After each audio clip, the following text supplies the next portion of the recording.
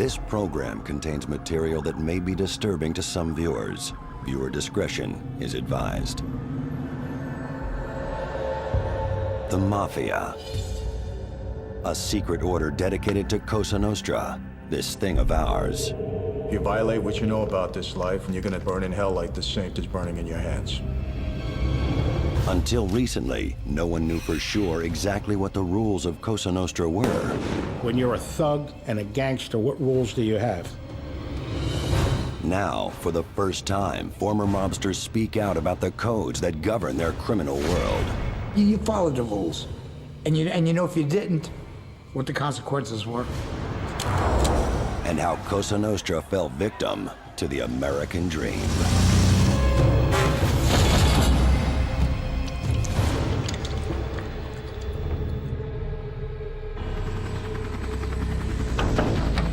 Palermo, Sicily, November 2007.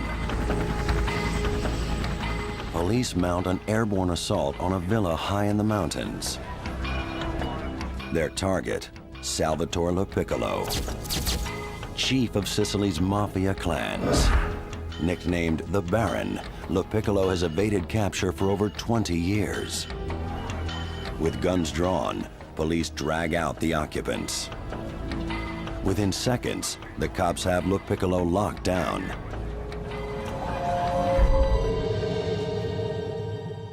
The police get a first glimpse of the mafia boss's hideout. Later, specialist search teams move in. Such is the mafia's fearsome reputation, cops wear ski masks to hide their identity. Strewn among coffee cups and cigars are piles of cryptic texts. Some contain coded references to business transactions. But one text stands out. It's a list typed in plain Italian.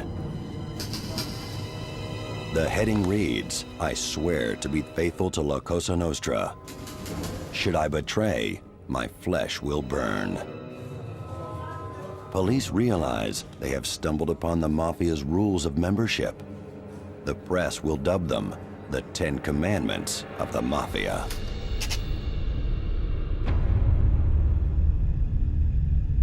Chi deve portare rispetto non ci si può presentare da soli ad un altro amico nostro.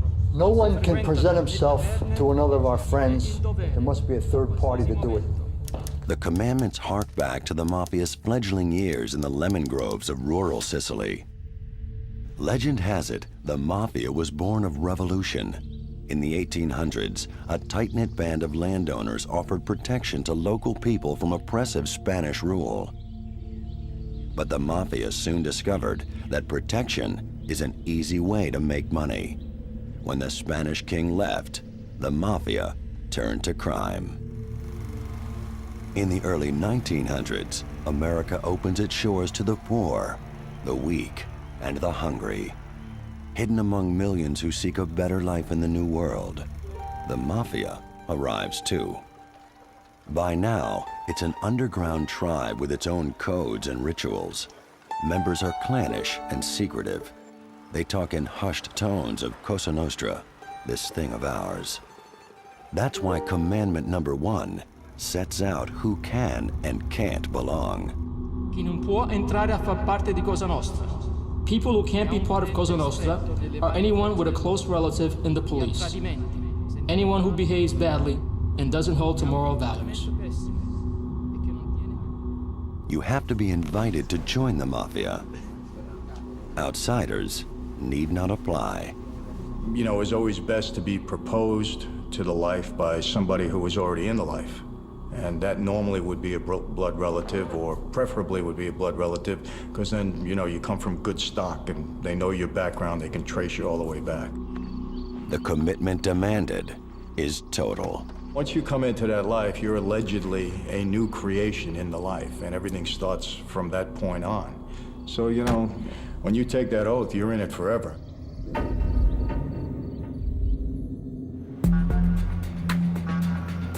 Throughout the mafia's history, the main rule of admission is a simple one. You have to be Sicilian. Even Al Capone, arguably the world's most notorious mobster, was barred from full Mafia membership because he had no ties with Sicily. Michael Franzese was born to the mob. His family is Sicilian. His father, Sonny, is a high-ranking member of the New York Colombo crime family. Sonny wants a different life for his son. My dad didn't want me to enter the life. He wanted me to go to school, be a professional, and I was on the road to becoming a doctor. I was a pre-med student at Hofstra University in New York. But when Dad is jailed on racketeering charges, Michael finds himself irresistibly sucked back into the family business. My second or third year in college, I kind of got close to the boss at that time, Joe Colombo, and his sons, and they were kind of telling me, what are you doing going to school? If you don't get get on the street and make some money, your dad's going to die in prison. And Franzese spends the next 2 years learning how to be a mobster. It's a tough initiation. It's a very violent life, and you see things and you hear things, and if you're on call to do something, you got to be on call to do it. And it's all part of that kind of pledge period that you're in. Despite his impeccable mob ties, Franzese faces the test posed by Commandment number 1. His name comes before a meeting of the Crime Commission, the mob's ruling council in New York. The commission is made up of the bosses of the 5 most powerful mafia clans in America. Linked by powerful ties of kinship and brotherhood, the mafia call their clans families. Each of New York's 5 families is named after its original leader: Bonanno, Colombo, Gambino, Genovese, Lucchese. Now, their successors consider the fate of aspiring members.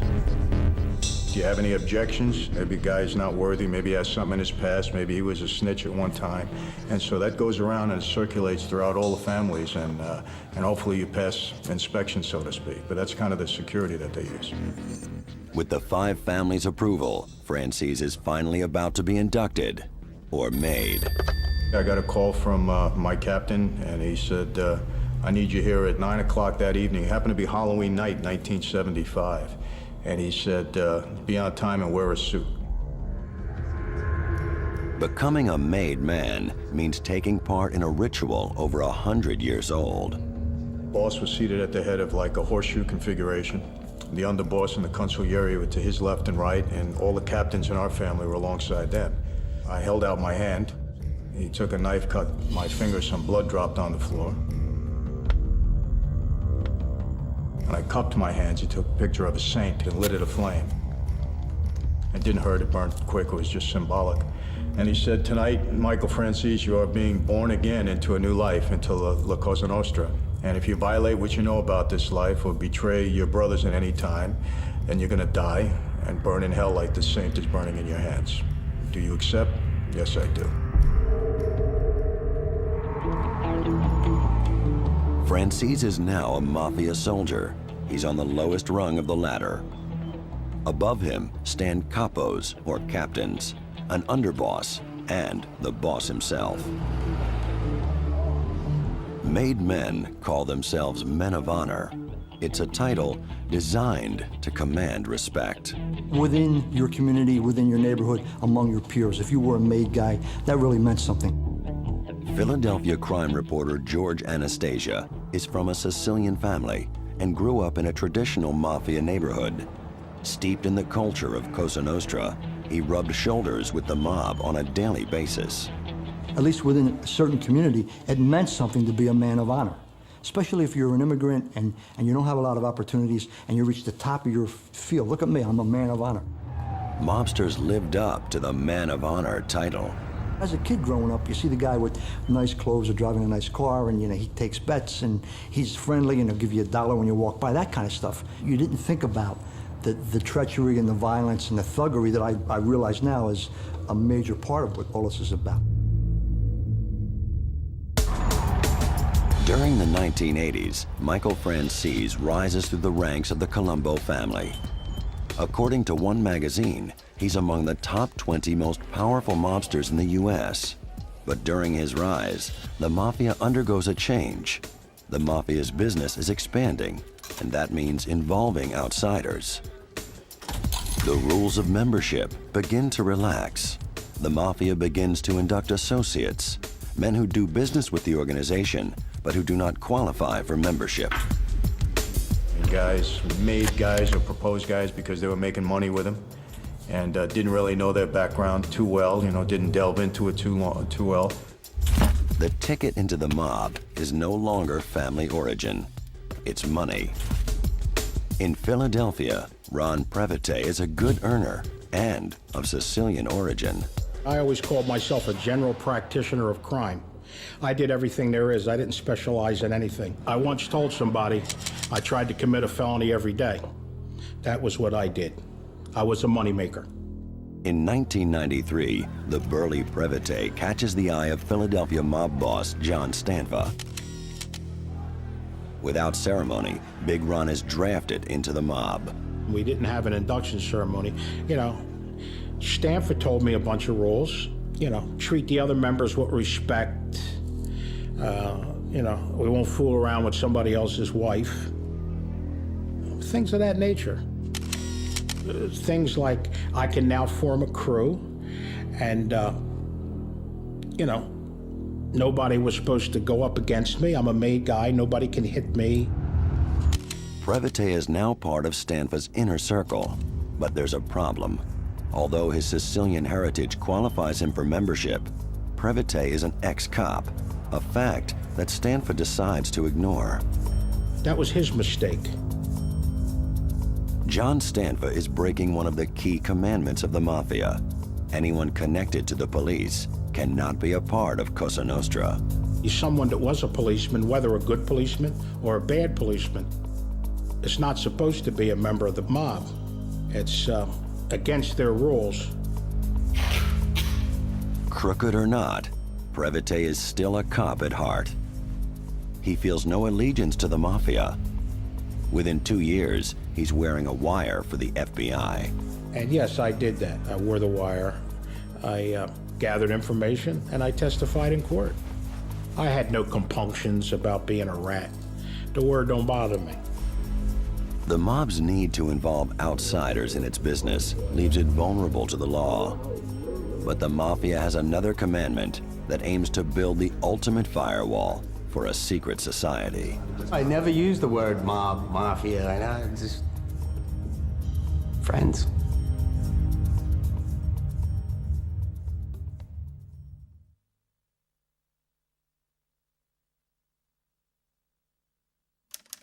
This program contains reenactments based on real events. The Mafia's 10 Commandments aim to protect the clan from outsiders, especially cops and informers. Non ci si può presentare da soli. No one can present himself directly to another of our friends. Un terzo a farlo. There must be a third person to do it. There's always a middleman. But if you are just an associate off the street, you're not talking to the captain, never. And if you walked up to him to talk to him, he'd walk away. The second commandment contains an implicit threat. Your life is on the line for every introduction you make. The person who makes the introduction is ultimately responsible for the person they introduce. So if that person goes bad, it goes dirty on them, the person who made the introduction pays the price for that. Personal introduction is the lifeblood of Mafia business. At its height in the 1970s, the FBI estimates a Mafia membership of over 3,000 made men nationally, with up to 25,000 associates. To guard against eavesdropping cops, most Mafia business is done face-to-face. The safest method of communication was a personal meet in a park, quite empty, or walking around the block. Usually no more than 2, maybe 3, but never in large groups. And conversations sometimes were in a foreign language, usually Italian, depending on who it was and their respective backgrounds. Despite meetings being held on the move, mobsters call them sit-downs, a throwback to the days before police wiretaps forced them outside. There's usually a lot to discuss. Different families do business side by side in the same neighborhoods, jostling each other while chasing the coin. It was kind of whoever got there first got there. In other words, if the Gambinos happened to be doing a lot in Manhattan, I wouldn't have to get out of there because that was their territory. It wasn't geographical. Because there is no turf, encounters between rivals are frequent. The sit-down resolves conflicts before they turn violent. Everything in that life is a sit-down. No matter what it is, it's a sit-down. And that was with disputes with other families, disputes within your own family. Everything was a sit-down. According to the commandments, maid members who know each other by reputation, but who have not formally met, must be introduced by a third party. If I didn't know another maid guy, we had never met, we'd have to have a third member of the family, either one, his or mine, that knew the two of us. And he would introduce us by saying, Michael, amiga nostra, or a friend of ours, so-and-so. And once we were formally introduced, then we could discuss as maid guys. But you couldn't go up to somebody, even though you knew he was maid and he knew you were maid, you couldn't go up to him and introduce yourself as a maid guy, no. This curious etiquette comes with its own coded language. Now in witness protection, this former Bonanno soldier uses the alias Tony. When you say he's a friend of ours, that means that he's made. He's a friend of mine means that you're an associate or that you have nothing to do with us whatsoever. And that's just basically telling, if you're talking to a made guy and you're having a conversation and somebody walks up and you said, this is a friend of mine, if they're talking about anything specific, they're gonna stop in front of him. This rule was designed to block cops from getting inside the mafia. Former New Jersey state cop Fred Martins spent 6 years undercover trying to build a persona the mafia would trust. The real thing that they were concerned about is who you were. That's why I say how difficult it was to get into a mob family. For cops looking to bust the mob, the only hope is a formal introduction. The most important thing was that you were vouched for by somebody, that somebody knew you, that somebody said he's an okay guy. Without that, you didn't get anywhere. In the late 1970s, the DEA begins targeting a Sicilian mafia heroin distribution ring. Agents dubbed the case the Pizza Connection, because the Sicilians smuggled the drugs in pizza ingredients through restaurants across the country. DEA agent Frank Panessa takes on the task of penetrating the mafia crew behind the operation. Sicilian heroin was being distributed all over the United States, all over the world actually, and the people that I was involved in, they were bringing in $1 million a day, every day, and nobody was into them because it was such a secret society. Agent Panessa knows the key to infiltrating the highly secretive Sicilian mafia is an introduction from a made man, also known as a wise guy. Someone wise in the ways of our thing.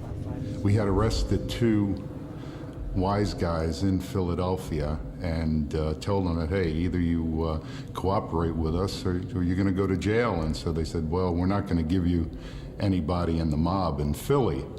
And so we said to them, well, how about the Sicilians? The Philly wise guys agree to introduce Panessa to 2 Sicilian heroin dealers, Wallo Laporta and Alberto Ficalore, seen here with Panessa in DEA surveillance pictures. Panessa must convince the pair he is a genuine man of honor. At a meeting in a South Philly restaurant, he begins his dangerous undercover role. When the food came out, the wise guys served me first.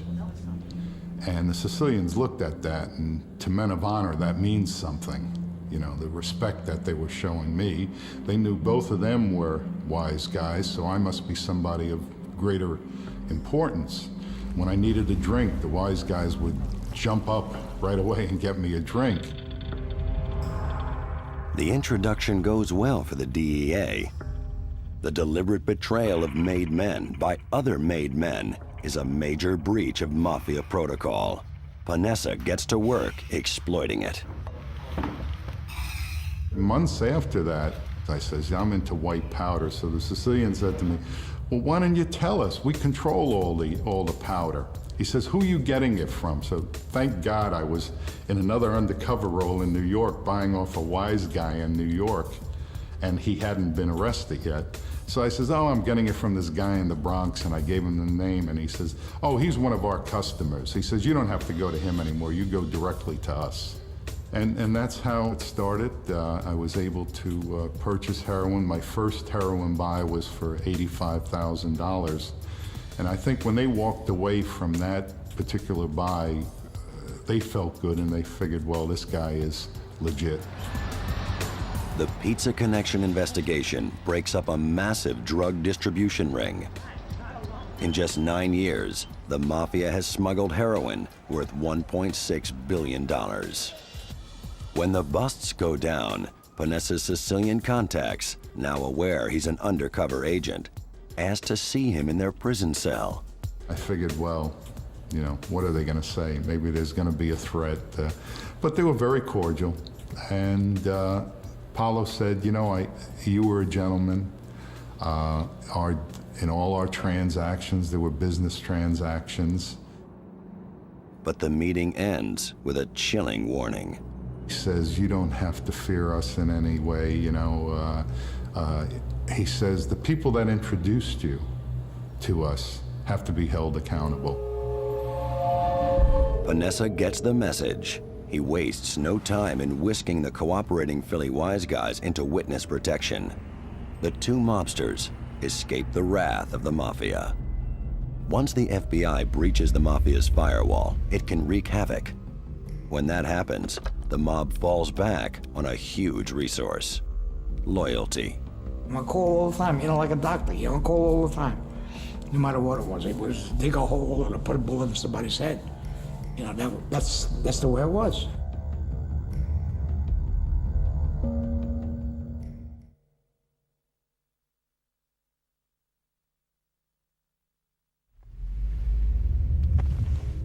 Once you join the Mafia, it expects to own you, heart, body, and soul. The 10 Commandments make sure of it. Si è il dovere, in qualsiasi momento. Always be available for Cosa Nostra, even if your wife's about to give birth. There is no vacation time in the Mafia. There is no sick leave in the Mafia. There is no 8-hour day in the Mafia. After his initiation in 1975, Michael Franzese is now a soldier for the Colombo crime family in New York. His captain, or capo, gives him the lowdown on what lies ahead. When I was proposed into the life, I was told that I was on call to serve the family 24 hours a day, 7 days a week. And that meant, in the very words the boss used at that time, is if my mother was sick and she was dying, and I was at her deathbed, and the family called me to service, I had to leave my mother's side and come and serve the family, because the family was number one in our lives from that day forward. Franzese now faces an endless round of cruising the streets. He has to come up with money-making schemes to share with his boss, or else. It's the way the mob works. You had to play by the rules, and if you didn't, and if you weren't known as a hustler and a guy that, you know, followed the rules and followed orders and a guy that you can rely on, you kind of put on the shelf. And that's, to me, that was almost as bad as any other consequence that could happen. When Franzese is called for Cosa Nostra duty, there are no excuses. He has to drop everything. I certainly couldn't say, hey, I'm having fun with the kids right now, or I'm with my wife, you know, whatever it was, you gotta drop everything and go. And the best policy I followed is I didn't make an excuse. I mean, unless there was some real emergency, I just dropped and went.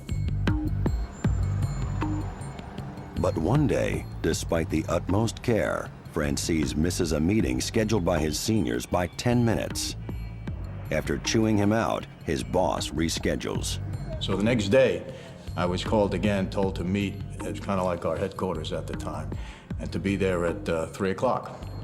I got there at 3, and I was told to wait outside in front. They were going to pick me up. Well, come 5:30, nobody showed up. I wasn't moving. I stood there, and it was about 6:45, I remember. The boss and the captain drove by and said, "You got the message?" I said, "Yeah." He said, "Go home."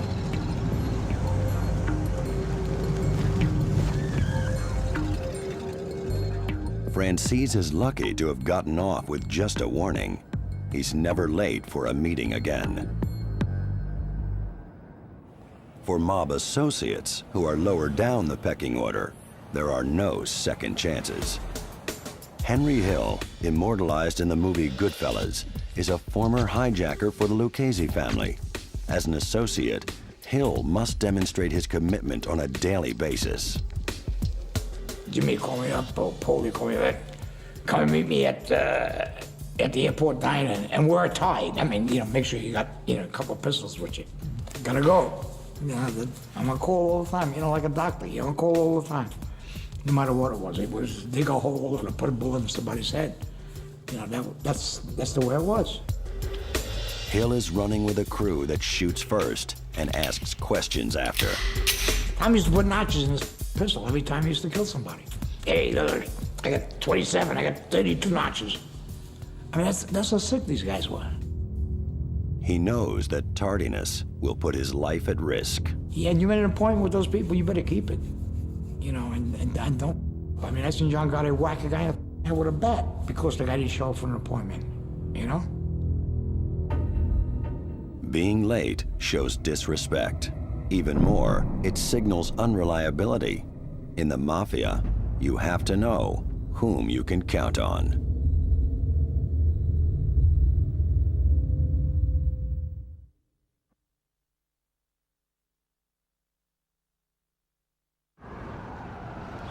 This program contains short dramatizations based on events in the lives of our contributors. The Mafia's need for loyalty extends even into mobsters' most intimate affairs. Non si guardano mogli di amici nostri. Never look at the wives of friends. It was a strict code that you wouldn't mess with another one's wife or daughter or anybody close to that made person's family. I mean, a made guy would not do that. I mean, he'd have to be out of his mind. The penalties for breaking this commandment are severe. It's supposed to be death, but it's been done. And sometimes the other guys got killed. The male culture in the Mafia has always made a show of respect for its wives. But this commandment is likely rooted in a practical need. Were there rules? Yeah. You're not supposed to fool around with somebody else's wife? Of course. But is that because it's a moral choice, or is it because it creates instability within an organization and you don't want two guys fighting over a woman? You want those two guys out making money for you. So, there's a logical reason for these rules separate and apart from honor and morality. It's about the stability of the organization and the goals of the organization. Even though they're called the commandments and they appear to have some kind of basis in morality, it really was about business.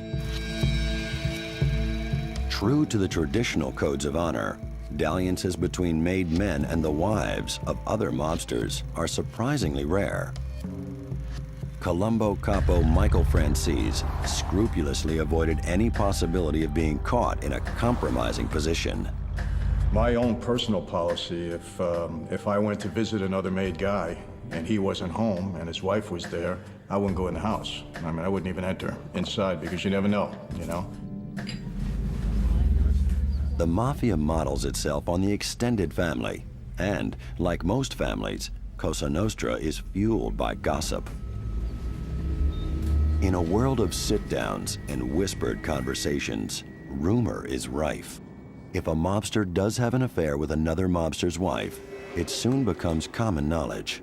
It's like water cooler, in an office, basically, And no matter what you did, someone's gonna find out about it anyway.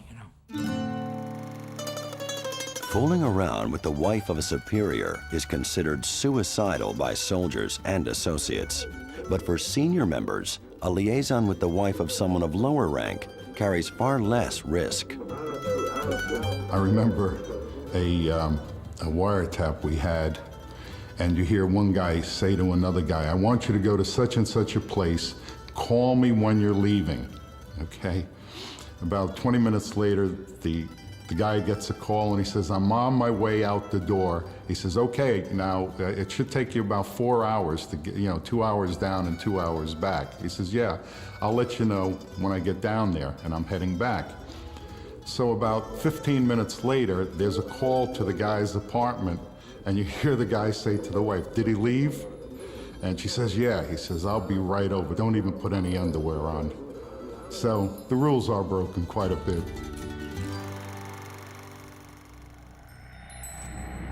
Perhaps the most important commandment is written between the lines. There's one rule for the boss, quite another for those below him. As the next commandment decrees, underlings just have to suck it up. You don't make complaints about the boss. It's not smart. No matter what it is, you keep quiet and that's it.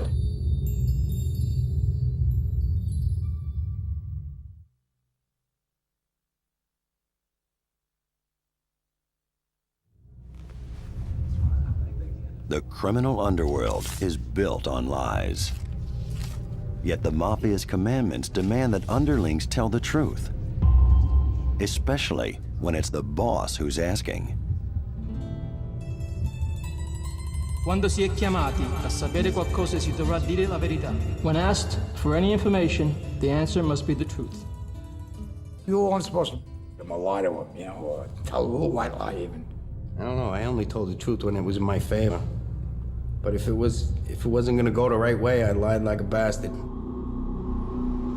Telling lies is a part of life on the street. Lies protect you from the cops. Lies can boost your reputation.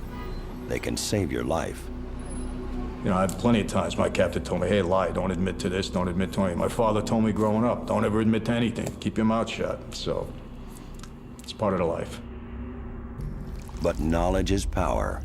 Bosses can only keep on top if they know what's going on. Mob guys lie to their bosses just like everybody lies to their bosses, okay? Mob guys deceive their bosses, they deceive their underlings, okay? In the Mafia, truth is a moving target. Bosses expect their soldiers to lie. They put their trust in those who they think will lie to them the least. If you go to a sit down and it's two guys and a captain, say the captain knows one guy for 30 years and he knows the other guy for 2 years. No matter what the guy says that he knows for 2 years, he's gonna be wrong. Sometimes the boss's lie-detecting radar lets them down.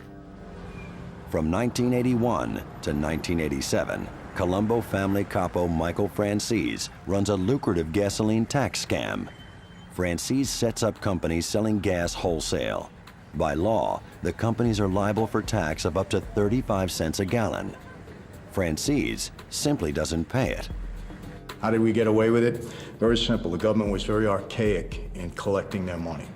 If you didn't pay them after the first quarter and send in a report, they would contact you by mail.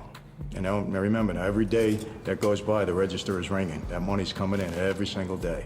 Long story short, you could string them out for about 9 to 10 months before they come down. They're gonna do an audit. They're gonna get mad at everybody. By that time, office is closed. You're using the next company. And it was just a daisy chain. We just kept going from one license to another. And we did this for 7 years, and they just couldn't catch up to us. At the height of his operation, Francis was selling 500 million gallons of gasoline a month. We were pulling in between $8 and $10 million a week in gasoline tax money, so it was a lot of money. But Francis's bosses suspect he's not giving them a fair cut. They summon Francis to a meeting. I had to meet this guy, Jimmy, on 18th Avenue and was late, by 11 o'clock at night. And I'll be honest with you, I'm sitting in a passenger seat, Jimmy's driving, I got somebody behind me. I'm pretty nervous. I don't know if this is gonna be my last ride or not with everything that was going on. I'm saying, what the heck do these guys think that's going on? When I got out of the car and went into that room, and when that door was gonna open, I can vividly remember, I didn't know if that was gonna be the last thing that I saw. Francis knew that if his bosses thought he was lying, they wouldn't hesitate to kill him. You know, we heard, Michael, maybe you're making more money than you bring it in, and, you know, you got any ideas of, you know, being your own guy and a family? And I said, this is all nonsense. What are you talking about? I said, you got any proof? Bring it forward. I said, I'm making more money than anybody ever made for this family. I said, I'm not threatening you guys in any way. If the guy that I'm partners with gets in trouble, he doesn't know anybody, I'm the only guy he can take down. I said, this is a win-win situation for you guys, and I'm being questioned on this. And that's basically what I said. And I said, there's no truth to it whatsoever. And there wasn't any. Francis managed to win over his audience. He was off the hook. So, you know, oh, yeah, okay, great, everything's good. You know, he left, we kissed, we hugged. But it made an impression on me. Didn't sit well with me. For Francis, it was a watershed moment. From this point on, he begins to have doubts about his devotion to our thing. But of course, he doesn't say a word. And that's kind of how my path changed. Sometimes, lies can suit the boss's purpose. The biggest elephant in the room for the Mafia is drug dealing. During the 1970s, Henry Hill begins dealing heroin. The brown powder comes from Sicily, smuggled in goods bound for local restaurants. The heroin arrives pure. Dealers like Hill mix it with additives to make it go further and enhance the profit. 1 kilo would make 30 kilos, street, you know, so you figure it out. I mean, you pay $250,000 for a kilo, times it by 30. Heroin presents a money-making opportunity too good to miss. Hill is overwhelmed by the returns. The money was so blinding, you know, I mean, it was intoxicating. You walk around with, you know, 10, 15, 20,000 in your pocket, you know, and blow it that night, you know, go to a crab game or go to track with $30,000, $40,000. But there's a catch. According to Mafia rules, drugs are off limits. The reason? Too high profile, too many people involved, too risky. Do not deal in drugs. It brings too much heat. It develops too many sources for law enforcement, and it'll corrupt our own, meaning their own Mafia members. The Mafia's old guard disapproves of drugs. It doesn't square with their self-image as protectors of the community. But greed overtakes traditional values. They came up with the excuse, well, we didn't tell you to sell dope, when in fact they were expecting that money to come in, you know. They all knew that dope was being sold, but they would always admit, oh no, we didn't know that you were selling dope. Hill has to lie to his boss, Lucchese Capo, Paul Vario. I remember Paul asked me once, you know, you in the drug business? No, are you kidding me? I don't even smoke. Don't do that, you know? Nevertheless, Hill is careful to make sure Vario gets his cut. Paulie knew. I mean, every week I used to bring a shopping bag full of money to him, you know? $5,000 a week. When mobsters deal drugs while pretending not to, they break the commandment about truth. When bosses take a cut from the proceeds, the Mafia's traditional values start to crumble. We can get a list on the rules that were broken along the way. And there are guys who could fill up a book. The bosses, they have broken more than me.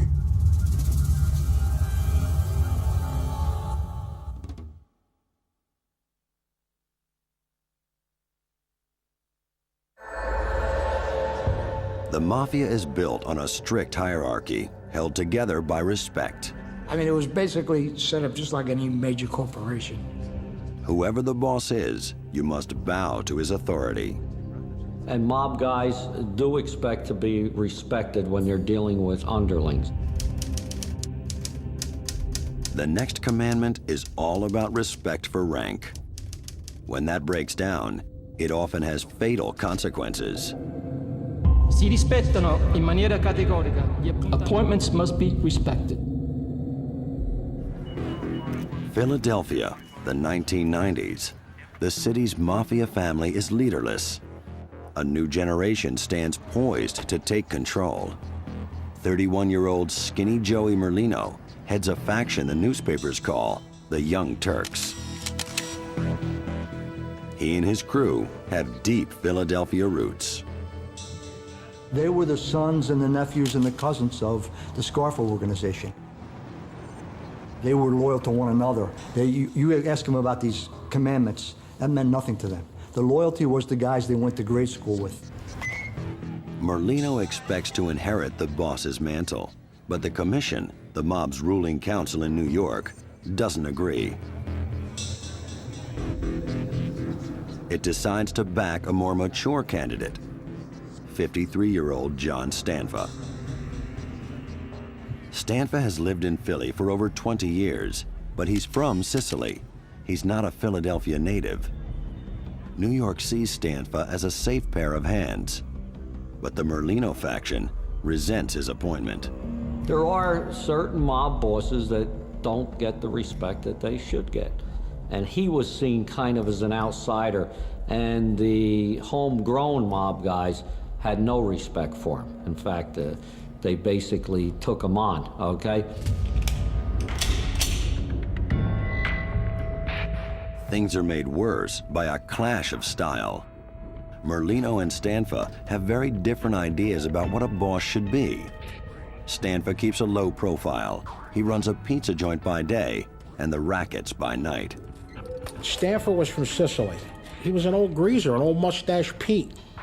You know, he wasn't very flamboyant, but he was mafioso through and through. By contrast, Merlino loves publicity. He hires a cameraman to record these behind-the-scenes glimpses of his daily routine. Joey wasn't a traditional boss, so to speak. Joey liked to gamble. Joey liked the nightlife. Joey liked to go out. When Stanfa makes Joey Chang Chinglini a Merlino sidekick his underboss, the Merlino group gets angry. They see the appointment as a move to split their ranks.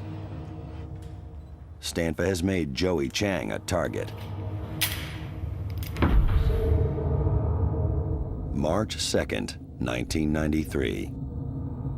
At 5:58 a.m., an FBI surveillance camera picks up a car pulling up outside the luncheonette that serves as Joey Chang's base. Inside, a wiretap records what sounds like a scene of carnage.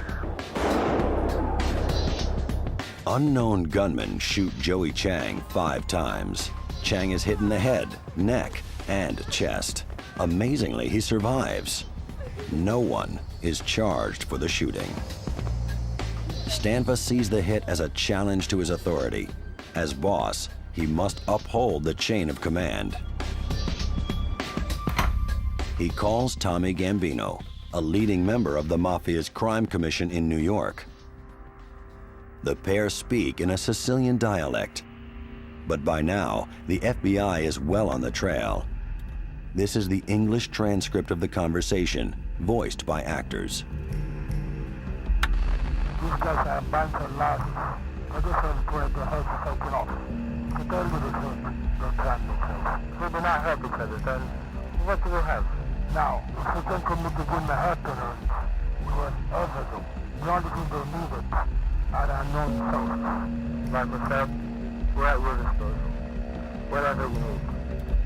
But Gambino is blowing smoke. The commission doesn't interfere in disputes within families. The notion of a franchise probably best characterizes what the Mafia was about here in America. It wasn't a corporation in the sense that the headquarters out of New York or wherever controlled everything. They didn't. They basically made that person, sanctioned that person as the boss, and then it was up to that person to run that family. Stanfa realizes he has to make the next move on his own. On August 5th, 1993, a Stanfa gunman spots Merlino walking with Joey Chang's brother, Michael.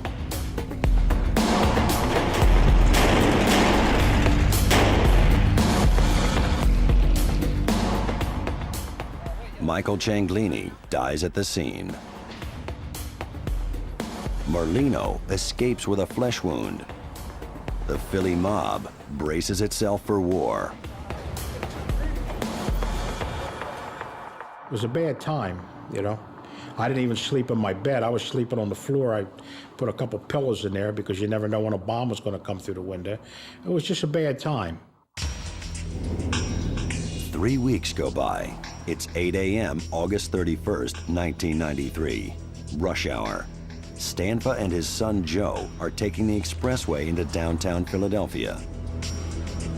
Behind the wheel is Fred Aldrich, another of Stanfa's bodyguards. We knew there was going to be retaliation, just how and when. So you're always looking in your rearview mirror and your two side mirrors, all the time. And I picked up this van, and I just didn't like the look of it. And it caught my eye. And all of a sudden, I seen the guns start flashing. And I said, John, we're being hit, and I pushed him down. And I turned around on Joey, and boom, he got it through the side window, and he went down. Joey Stanfa has taken a bullet in the cheek. Aldrich takes evasive action. I played with stop and go with him, you know. I stopped and go enough to get behind him, right on the bumper. The stop-start tactic works. Thwarted, the gunmen drive off. John Stanfa is unscathed. His son recovers, but Aldrich is appalled by the hit. What they pulled on this Schuylkill Expressway was just the stupidest move I've ever seen in my life. I said, this is going to bring every authority, every badge in the world. You know, they could have killed 50 people. I said, you know, John, it's the beginning of the end. Aldrich is proved right. The war attracts too much heat. The Philadelphia Mafia has lost sight of the traditional commandment: respect those appointed above you. For the Philly mob, the writing is on the wall. It was about greed. It was about the almighty dollar. As long as you were bringing a bag full of money, you could have broke any rule that you wanted.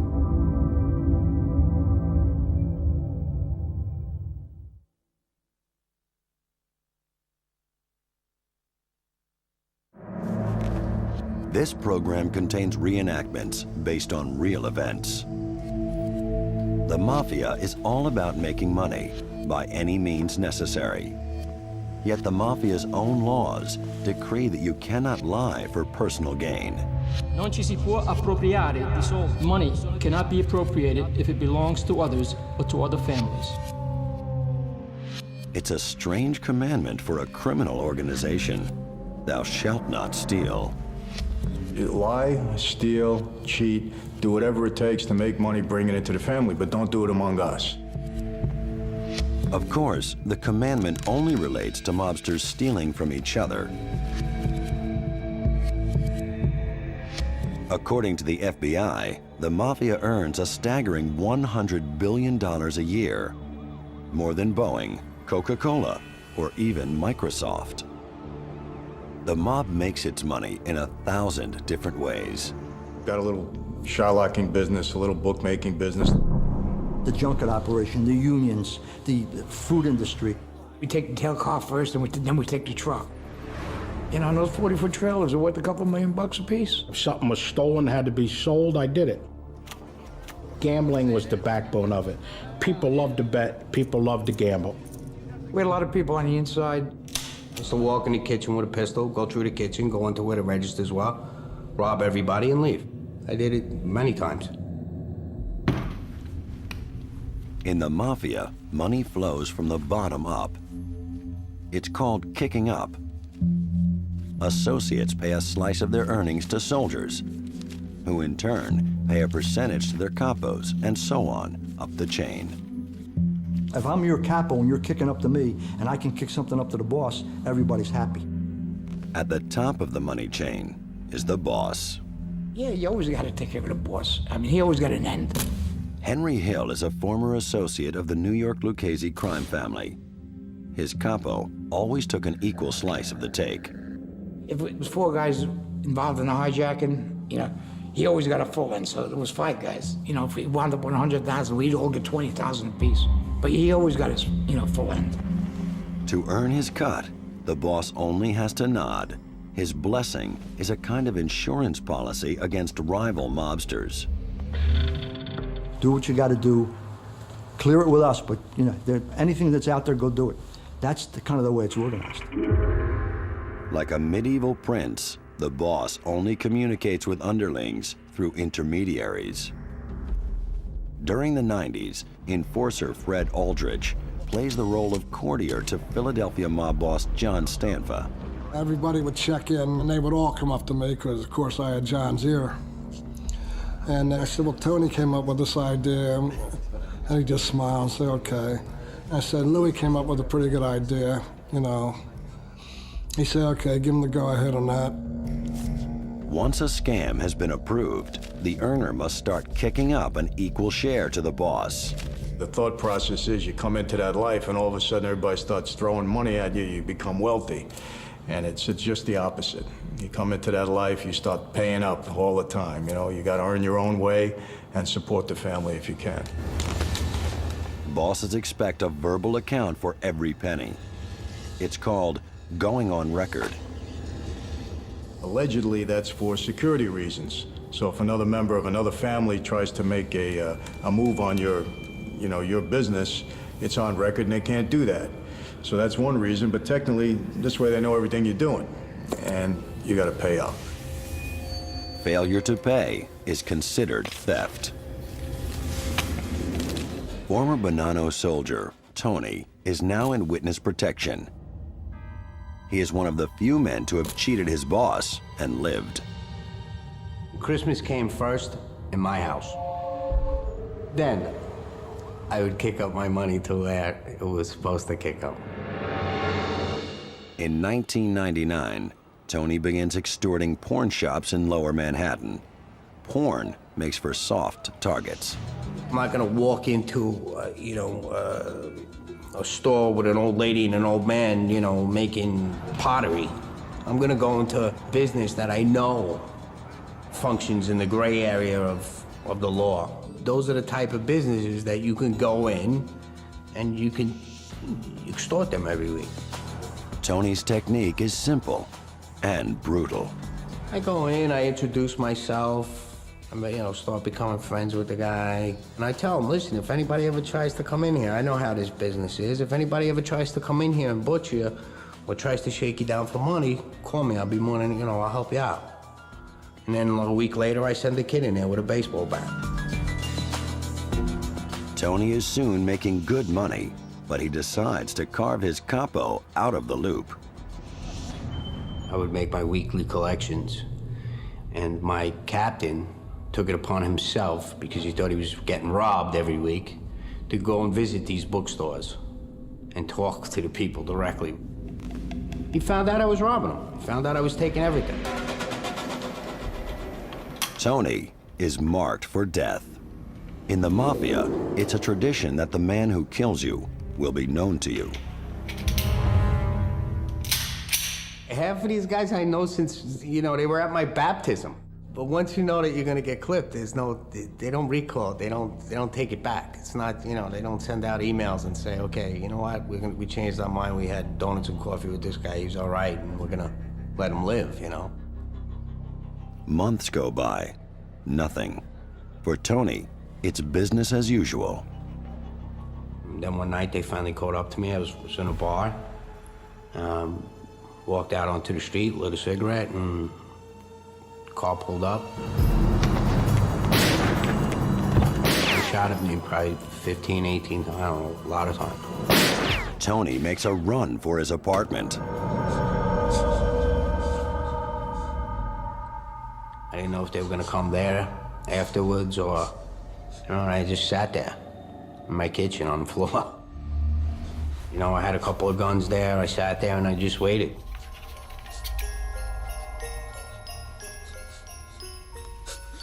Sounds crazy, but what was going through my mind is that Santa Claus is coming to kill me, because I remember the captain playing Santa Claus when I was a kid. I mean, I'll never forget that thought.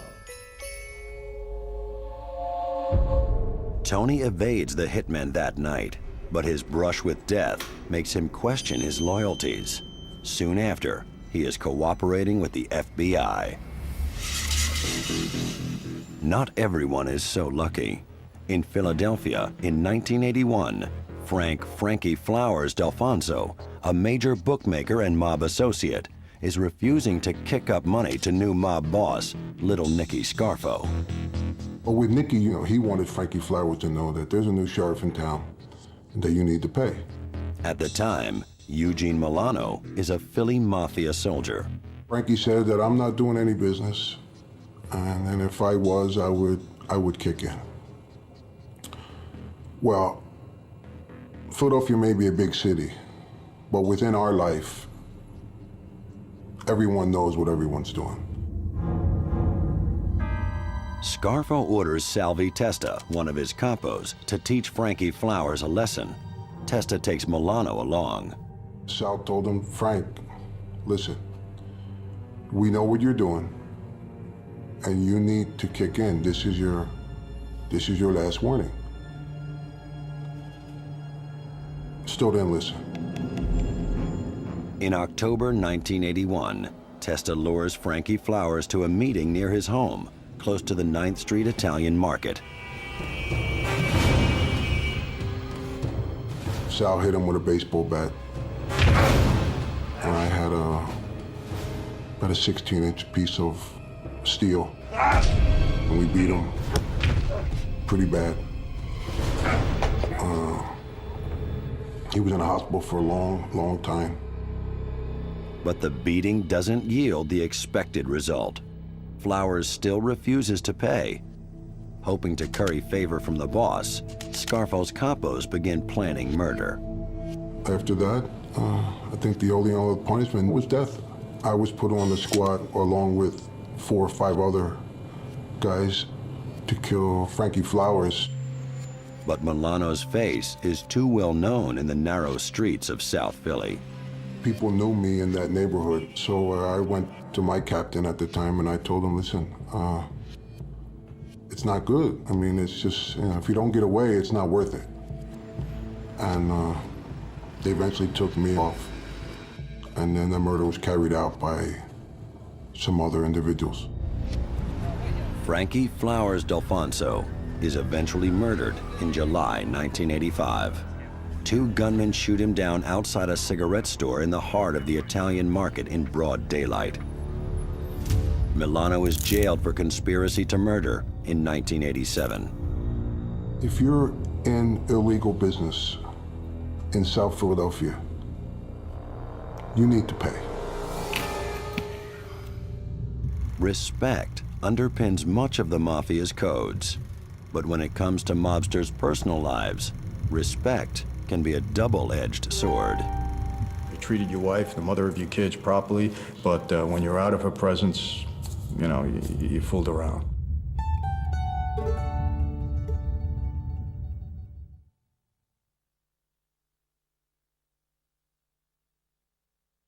This program contains material that may be disturbing to some viewers. Viewer discretion is advised. For many Italian Americans, the family is the cornerstone of their lives. Scenes of home life like these are something many mobsters dream of. The family offers a refuge from a criminal lifestyle. Yet mobsters often betray the thing they claim to value most. Si ci deve portare rispetto alla moglie. Wives must be treated with respect. Wives take center stage in most mobsters' households. When a made man gets married, he stays married. That is, until death do us part. You had to respect your wife and your family. Loyalty was not only to your Don, but to your family. And you didn't make a fool of your family. FBI agent Patrick Colgan encountered this powerful code of respect when he and a partner went to arrest a mobster at his home.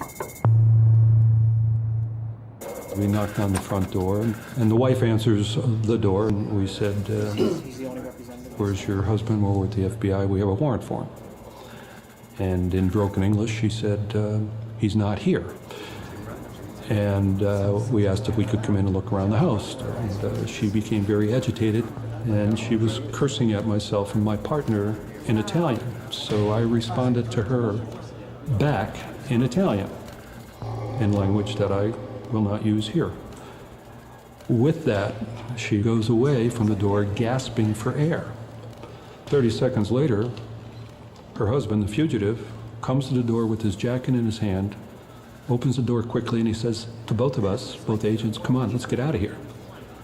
So we said, "Joey, why so fast?" He said, "I'd rather go with you guys than put up with her all day because you dishonored her by cursing at her in Italian."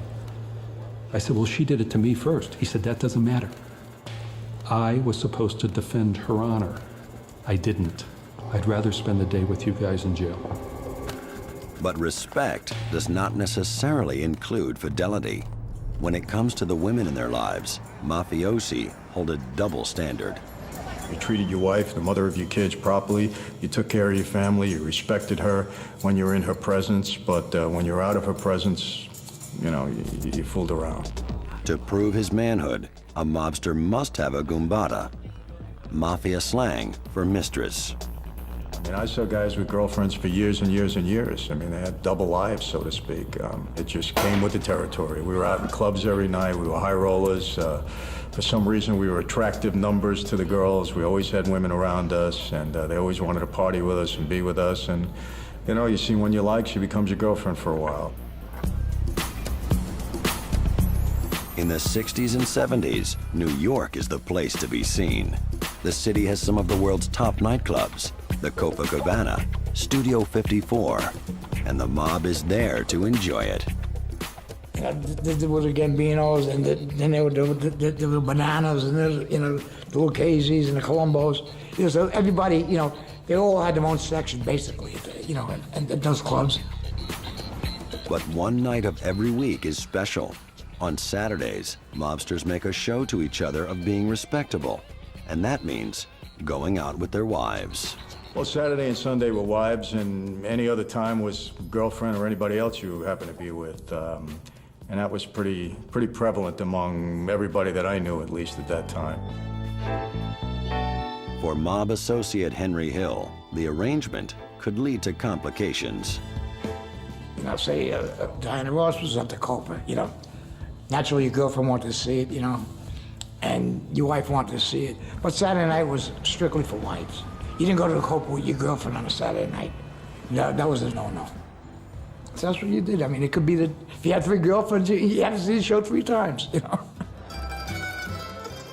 Wives, for the most part, understand and accept the arrangement, as long as their husbands show respect by not rubbing their affairs in their faces.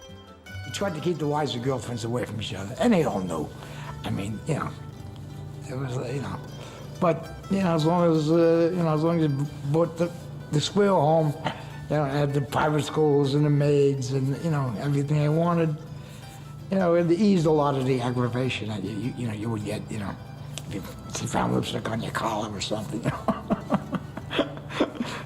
stack of 50s, here, go shopping, leave me alone. But some mobsters flagrantly breach this rule. When the FBI steps up surveillance of the Mafia in the 1980s, agents begin digging up more than they bargained for. Paul Castellano is boss of the New York Gambino family. At the age of 70, he falls for the family's housekeeper. Castellano carries on the affair under his own roof.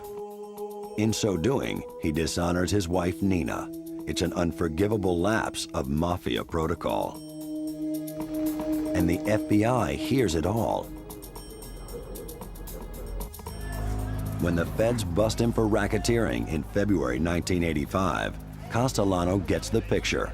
He knows he's revealed Mafia secrets on the phone, but when he learns what the FBI has on his affair, he gets really worried.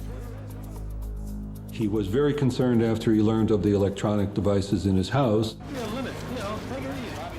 He was more embarrassed and very concerned about the fact that he had had a penile implant when he was somewhat older in life, presumably to take care of this paramour.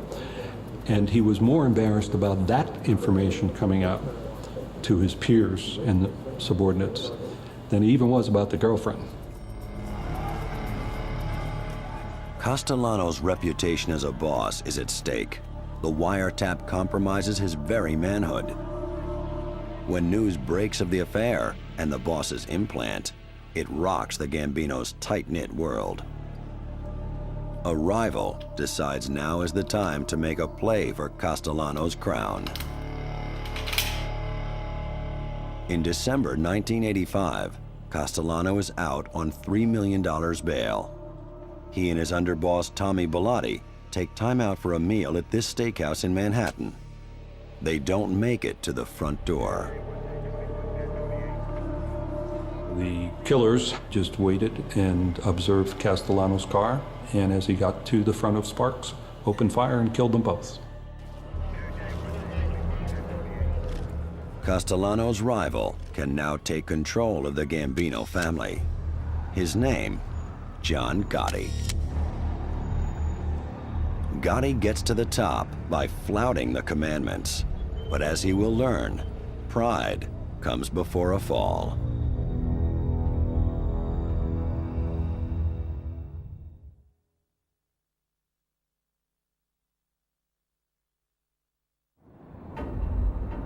This program contains short dramatizations based on real events in the lives of our contributors.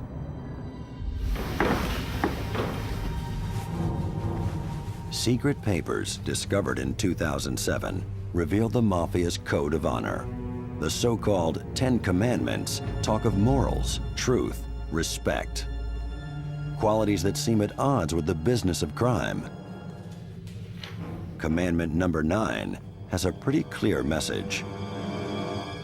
Non si frequentano né taverne e né circoli. Don't go to pubs and clubs. Yet it's impossible to enforce. I mean, my life was in a pub or a club. I mean, 6 nights a week I was out in some kind of club, either in Manhattan, Long Island, or wherever I happened to be at that time, anywhere in the country. So I don't know where that one came from, but we certainly didn't follow that. Mobsters and bars go together like whiskey and soda. The pub or club is a prime spot for doing business. You know, in every area there was always, 4 or 5 clubs owned by wise guys. There was always something going on, If you had a load of mink coats or something, and the guy couldn't get rid of them, maybe you could get rid of them. He was always networking. But this commandment has a deeper meaning. Secret societies shouldn't put themselves in the spotlight. My uncle did what he did the old-fashioned way. He wasn't looking for publicity. He wasn't, and he always told me, that's where the trouble is. The trouble's in the bar. Trouble's in the club. That's where you're gonna run into people. You're gonna drink, you're gonna let your guard down. To be successful, mobsters have to keep a low profile. That, at least, is what the rules say. The old guys didn't want to be known. They wanted to be low-keyed, okay? They wanted to basically be under the radar screen. But what might work in the hills of Sicily doesn't work in the big cities of the U.S. By the 1980s, mobsters are stepping away from the traditional mafia codes and beginning to spread their wings. The newer guys coming up all wanted to develop a reputation. The old guys were understated. The newer guys are overstated. A younger generation of mobsters are taking their cues, not from the commandments, but from the silver screen. The younger guys, in many respects, are too flash. They've actually adopted the roles they see in movies, like wise guy, okay? The Sopranos, Donnie Brasco. I think it played into their whole persona. They wanted the flash, they wanted the glitter, and that's almost the antithesis of what these commandments are about and what the Mafia is supposed to be about. It's supposed to be a secret society. One man, more than most, signifies this change in Mafia values. John Gotti. Gotti is a gangster about town. He revels in the media spotlight. He talks the talk. He dresses the part. The press calls him the Dapper Don. I mean, I like John a lot. He made no bones about who he was. He was a gangster, didn't want to be anything but a gangster. He acted it 7 days a week, 24/7. Colombo capo Michael Franzese rises through the ranks at the same time as Gotti. You knew that he was going to be the boss or die trying. Gotti assumes control of the Gambinos in a blaze of gunfire and publicity. In December 1985, he orders the murder of the incumbent boss, Paul Castellano. The brazen assassination on a Manhattan sidewalk gives the press its first taste of what is to come. When the FBI bugs the Ravenite Social Club, Gotti's headquarters in the heart of Manhattan's Little Italy, the Dapper Don defiantly holds court on the sidewalk. A string of Gambino soldiers and capos start showing up. Under the tough conspiracy law known as the RICO Act, gangsters face jail simply for meeting and talking about crime. Gotti is walking a tightrope. A high-stakes game of legal cat and mouse follows. The feds lay charges of racketeering. Gotti's lawyers get them overturned. Always, Gotti has a quip and a smile for the camera. Many people love Gotti's don't give a damn attitude. The Dapper Don becomes the Teflon Don, so called because prosecutors can't get any charges to stick. He was making a mockery of law enforcement, and people in law enforcement, in particular the FBI, made a concerted effort to once and for all make a case that would stick against John Gotti. Eventually, Gotti slips up. In 1990, the FBI record him making a chilling phone call. You tell this punk, me, John Gotti, to sever your head off. Threatening murder is the smoking gun prosecutors need. On December 11th, 1990, the feds raid the Ravenite Social Club, where the Dapper Don holds his court. Gotti goes into custody. After 2 years of legal wrangling, Gotti is finally convicted of murder and racketeering. His fans are not happy. Gotti dies of throat cancer in prison in 2002, burnt out in part by his love of the limelight. Undoubtedly, Gotti made a mistake. You don't deal in the open and flaunt who you are in the media, talking to reporters. Organized crime never did that before. The spotlight of publicity also falls on Colombo capo Michael Franzese. At the height of his criminal career, Franzese is making millions from his illicit scams. The media in New York dub him the Yuppie Don. Yeah, Yuppie Don, that was a media tag that they gave me. Boy, I didn't like that. I don't like the term yuppie, but I guess because I was young and I was into business and wore the suits and I had a fair amount of success. I mean, the guys on the street wouldn't dare call me that because they knew I didn't like it. Franzese gets out of New York and heads to Florida. He sets up in a new business, movie production. Yeah, we produced a movie. It was kind of a breakdance type of film, musical, a lot of music and dancing. And I used a lot of the at-risk kids because we filmed in some bad neighborhoods, some gang-infested neighborhoods. This time, the publicity Franzese gets is good. The mayor of Miami Beach is thrilled that Francese's movie is keeping kids out of trouble and gives him the key to the city. Our police department, as well as the rest of the city, is delighted to have you, and any courtesies that they can extend to you, they will be happy to do so. Franzese can barely keep a straight face. What they didn't realize at the time is I opened up a big gas operation down in Miami, Florida. So they give me the key to the city on one end, and we're stealing all that tax money on the other. But at a wrap party for a movie, his secret life is about to become public. They said, we have an interview, Mike. The local television wants to talk to you a little bit on the way out. And I was tired. I said, okay. Brian Ross, who was an NBC reporter. I didn't recognize him. I didn't know who he was. And he starts saying, talking a little bit about the party and so on and so forth. And the next thing out of his mouth, the FBI says you're a member of the Colombo Mafia family. I knew, where he was coming from at that point. My partner got upset. He jumped up and ran away. Here to talk to the kids. And I just answered the questions. Like I said, the FBI can allege and say whatever they like. They've been doing it for many, many years. It was, that's when it started to really unravel.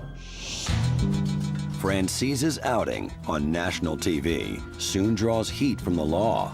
In 1985, prosecutors charged Frances with 87 counts of racketeering, fraud, and tax evasion. He faces a life sentence. I knew that if I did go to trial and lose, my life was over. His lawyers cut a deal. We negotiated a plea agreement where I would get a 10-year prison sentence. Figured back then they had parole. I would do 5 on the 10 maybe. I had a $15 million restitution, a $5 million forfeiture of assets, and went off to do my time. Frances serves 6 years. Before he goes to jail, he gets married and makes a decision. I met this young girl who I was, really enamored with. If I were going to spend time with her and have a future with her, it wouldn't work with this life because they wouldn't leave me alone. Frances vows to quit the mafia. Up till now, the only way out of the mob is in a wooden box. But by the 1990s, rather than do serious jail time for RICO crimes, many gangsters begin to turn away from Cosa Nostra into the arms of the FBI. The main part of the deal was that they were going to keep me alive. I guess that's a pretty good deal.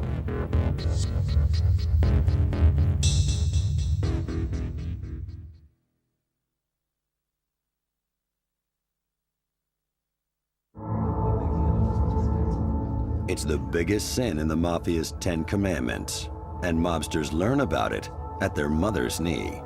Whatever else you do, don't rub shoulders with the law. Even as kids growing up, we didn't rat each other out. It was just the way it was, You didn't go and run and tell your aunt what your cousin did or whatever it might have been. Non si fanno comparati o patti con gli altri sbirri. Never be seen with cops.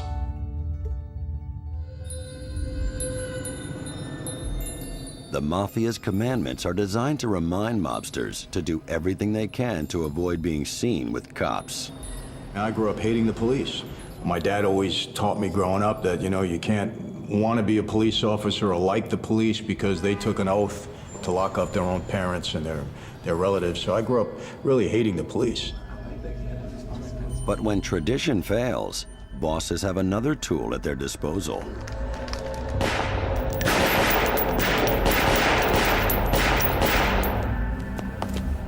Fear.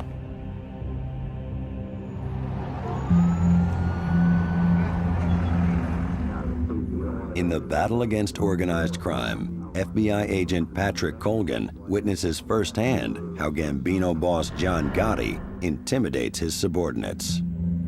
I did have an informant very close to Gotti, but he was petrified of Gotti. Absolutely petrified.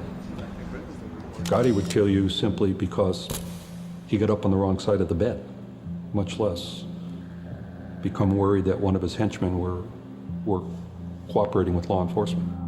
When Agent Colgan's informant is identified in court, he skips town, never to be seen again. This gentleman had a wife and a 10-year-old son. Gave them up. He hasn't been seen in 25 years. Out of fear. Out of fear.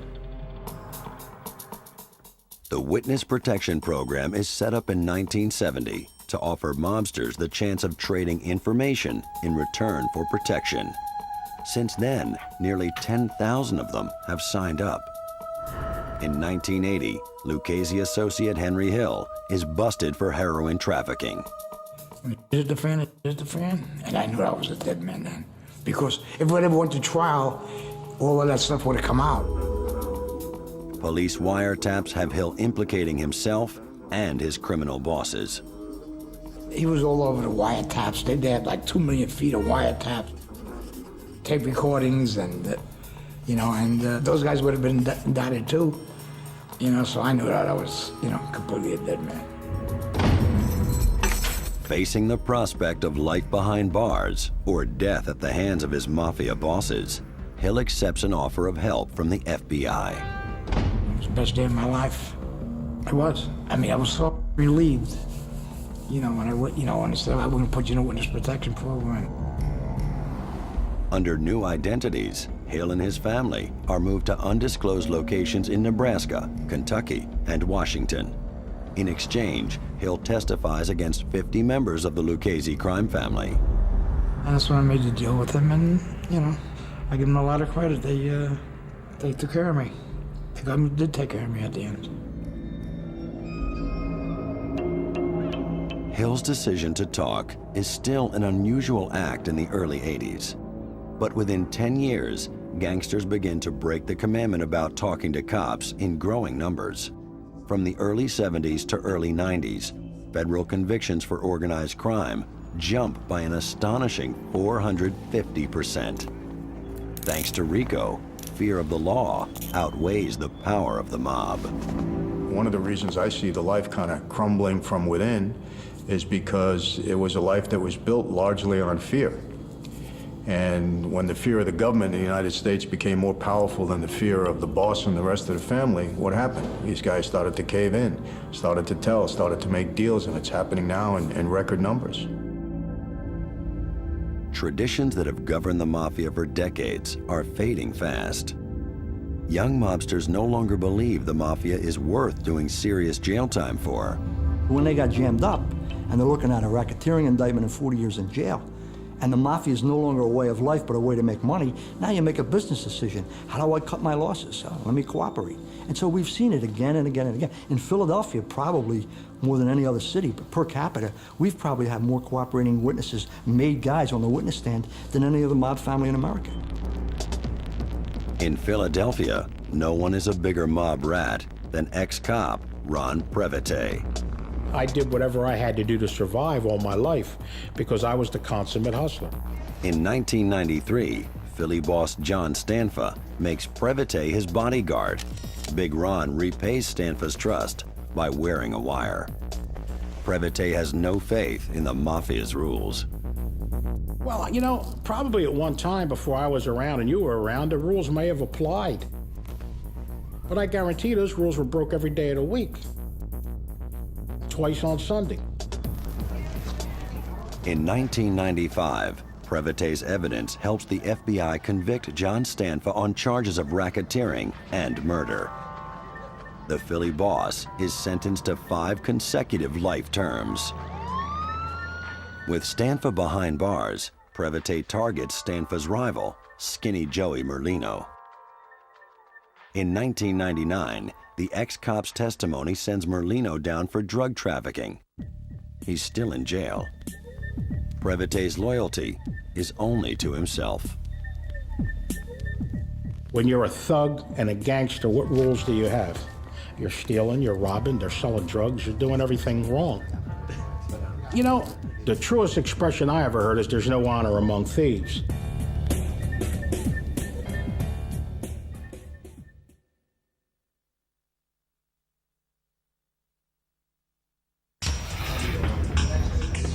Perhaps because it has strayed from the commandments that once governed it, the mafia in America today is on the ropes. In place of honor, loyalty, and respect, there's only greed. All these guys are interested in is making money. They're not interested in all this respect no more.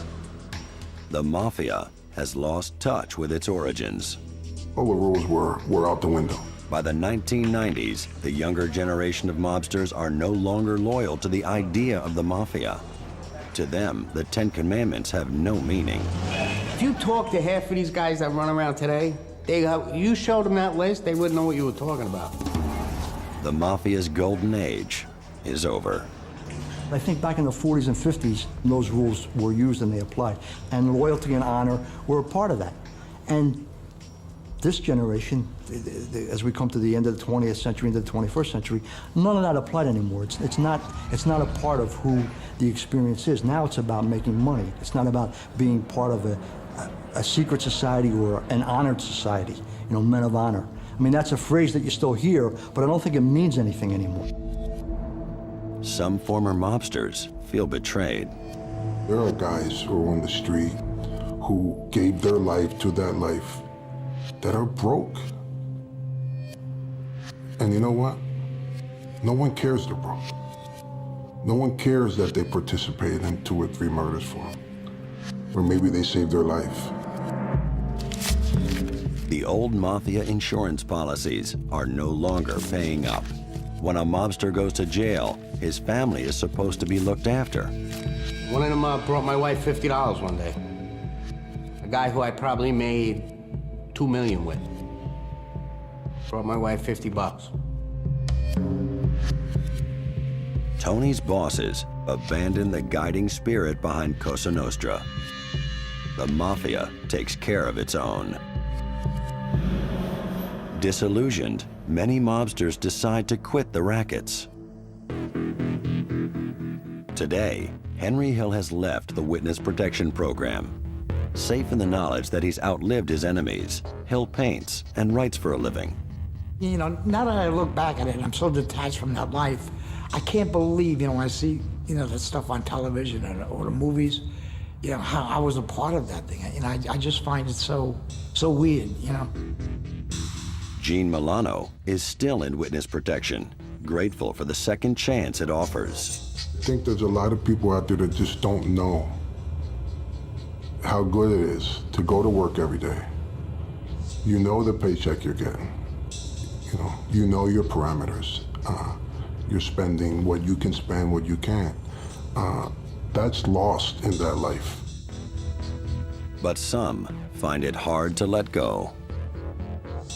Regrets that I walked away from the life? You know, I really struggled with that for many years. I felt like I betrayed an oath, even though I knew the oath was wrong. It was so ingrained and embedded in me that I had a real hard time dealing with that. Michael Francis never informed on fellow mobsters. He's done something worse. He's revealed Cosa Nostra's beating heart. What I know about the life obviously is in my mind and my heart. I'm not going to forget it to a large degree. And you're in it for life. That's the understanding. Even in its twilight years, the Mafia doesn't forgive or forget. I don't underestimate those guys. And I guess if they were really determined at this point, I could still be in trouble. I'm in a club, you know, guys hang out in clubs. Maybe one of them spots me in there, makes a call back to New York.